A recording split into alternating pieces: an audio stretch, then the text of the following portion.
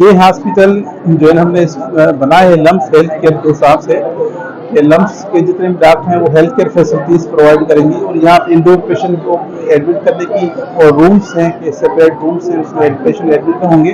लेकिन इस वक्त हमने ये 14 अगस्त के हिसाब से फ्री मेडिकल कैंप लगाया हुआ है, जिसमें पीड्स, गायनी, डायबिटीज, मेडिसिन और डिफरेंट किस्म के स्पेशलिस्ट जो है वो मरीज देखेंगे और फ्री ऑफ कॉस्ट इलाज देंगे।